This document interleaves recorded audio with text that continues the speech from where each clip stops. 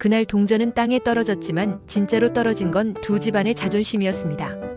양동익은 그 사실을 알고 나서부터 밤마다 잠을 이루지 못했는데요. 공정한이 일부러 동전 던지기에 졌다는 걸 눈치채고 나니 승리의 기쁨이 아니라 묘한 모멸감이 먼저 올라왔습니다. 자신을 동정해서 져줬다는 생각이 들자 가슴 한쪽이 쿡 찔렸던 겁니다. 속물이라 불려도 인정받고 싶었던 양동익에게 배려받은 승리는 독이었거든요. 나를 뭘로 본 거지? 혼잣말처럼 내뱉었지만 그 말 속에는 오래된 열등감이 묻어 있었습니다. 하지만 양동익은 감정에만 머무는 사람이 아니었습니다. 곧장 계산을 시작했죠.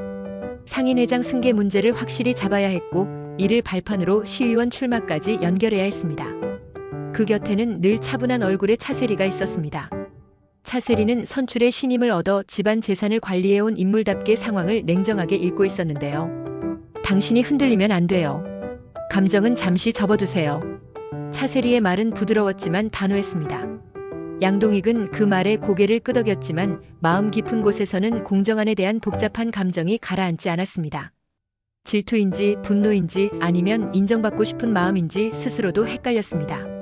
한편 공정한은 아무 일 없다는 듯 동네 의원을 지키고 있었는데요. 하지만 한성민은 남편의 표정이 예전 같지 않다는 걸 알아챘습니다. 당신 일부러 진 거죠? 성미의 질문에 정한은 한참을 웃더니 말했습니다. 이겨봤자 뭐해.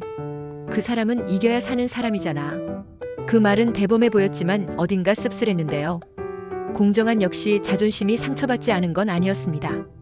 그 사이 태안그룹 패션 사업부에서는 미묘한 공기가 흐르고 있었습니다.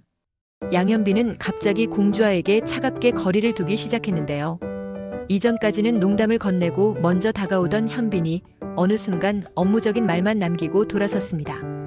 팀장님 수정안 확인하셨죠? 딱 그 정도의 말만 남기고요. 공주아는 그 태도가 낯설고 아팠습니다. 친구로 선을 긋자고 한 건 자신이었는데 막상 현빈이 한 발 물러서자 심장이 먼저 반응했거든요. 의사 면허를 따고도 디자이너의 길을 선택했던 공주아는 늘 이성적인 선택을 해왔습니다. 그런데 현빈 앞에서는 계산이 잘 되지 않았습니다.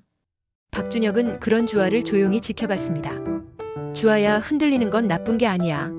다만 내가 뭘 잃고 뭘 얻을지 알아야지. 준혁의 말은 현실적이었고 그래서 더 아팠습니다. 주아는 스스로에게 묻기 시작했죠. 나는 현빈을 좋아하는 걸까 아니면 인정받고 싶은 걸까? 그때 황보혜수가 움직였습니다. 태안그룹 전략기획본부 부사장으로서 위기의 패션 사업을 살려야 하는 책임이 있었고 동시에 현빈을 향한 복잡한 감정도 정리되지 않은 상태였습니다. 혜수는 현빈에게 해외 브랜드 협업 프로젝트를 제안했습니다. 사실상 장기 해외 체류를 의미하는 일이었죠. 현빈 씨 커리어에 더 큰 그림을 그려야죠. 그 말은 기회이자 시험이었습니다. 현빈은 잠시 망설였지만 표정은 평소처럼 밝았습니다. 생각해보겠습니다. 그러나 속으로는 갈등이 깊어졌습니다. 공주아를 향한 감정을 접어야 한다는 걸 알면서도 완전히 떼어내지 못하고 있었으니까요. 그 무렵 한성민은 결단을 내립니다. 이사를 위해 추가 수입이 필요했고 방송 출연과 광고 촬영까지 감수하기로 한 겁니다. 정신건강의학과 전문의로서 대중 앞에 서는 일은 쉽지 않았지만 가족을 위해 선택한 길이었습니다. 첫 촬영날 성민은 스튜디오에서 환하게 웃었지만 끝나고 나서는 깊은 피로가 몰려왔습니다. 내가 이 나이에 이걸 왜 하고 있지 속으로 중얼거렸지만 딸과 아들을 떠올리며 다시 마음을 다잡았습니다. 공우재는 그런 어머니를 보며 죄책감을 느꼈습니다. 의사 국가시험에 또다시 고배를 마신 자신이 더 빨리 자리 잡았다면 어머니가 이렇게까지 애쓰지 않아도 됐을 텐데 하는 생각이 들었거든요. 우재는 늘선 한약국에서 나선애를 도우며 말없이 공부를 이어갔습니다. 선애는 손자의 어깨를 두드리며 말했습니다. 넘어지는 게 부끄러운 게 아니야. 안 일어나는 게 부끄러운 거지. 그 말은 우재의 가슴에 오래 남았습니다. 한편 양동숙은 아들 민지후의 학원비를 계산하며 한숨을 쉬고 있었습니다. 용길의 도주는 여전히 해결되지 않았고 생활은 빠듯했습니다. 그런데 어느 날 동숙은 용길 명의의 통장에서 수상한 입금 내역을 발견합니다. 그 돈이 상인회와 연결돼 있다는 사실을 알게 되면서 동숙의 얼굴이 굳어집니다. 설마 당신 거기까지 손댄 거야? 동숙은 오빠 양동익에게 말해야 할지 고민했지만 말하는 순간 모든 게 무너질까 두려웠습니다. 민지우는 그런 엄마를 조용히 바라보며 말합니다. 엄마, 나 괜찮아. 한의사 안 돼도 돼. 그 한마디에 동숙은 결국 눈물을 터뜨립니다. 갈등은 점점 얽혀갑니다. 상인회장 승계는 단순한 직책 문제가 아니라 야시장 개발과 정치적 이해관계가 맞물린 핵심 자리였습니다. 차세리는 선출을 설득해 동익의 입지를 굳히려 했고 선출은 손자의 미래와 집안 명예를 저울질하고 있었습니다. 그 와중에 공정하는 우연히 상인의 자금 흐름에서 익숙한 이름을 발견합니다. 용길이었습니다. 그리고 그 뒤에 양동익의 한의원이 간접적으로 연결돼 있다는 정황까지 포착됩니다. 정한은 깊은 고민에 빠집니다. 이 사실을 공개하면 동익은 치명타를 입겠지만 동숙과 지우도 함께 상처받게 될 테니까요. 진실이 항상 옳은 건 아닐 수도 있겠지. 정한의 독백은 무겁게 가라앉습니다. 그리고 결정적인 순간 공주와는 현빈의 해외 프로젝트 수락 소식을 듣게 됩니다.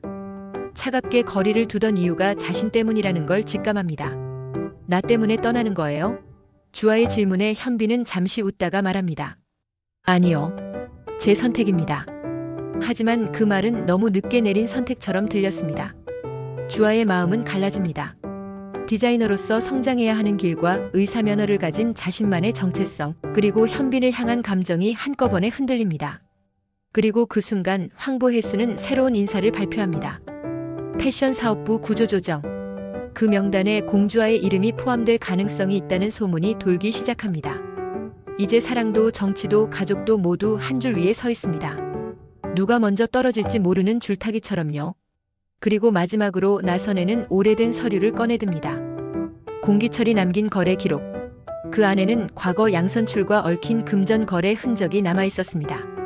만약 이 사실이 드러난다면 두 집안의 갈등은 단순한 자존심 싸움이 아니라 오래된 빚의 문제로 번질 겁니다. 선에는 조용히 중얼거립니다. 이제는 진짜 처방이 필요하겠네. 하지만 그 처방이 사랑일지 단절일지는 아직 아무도 모릅니다.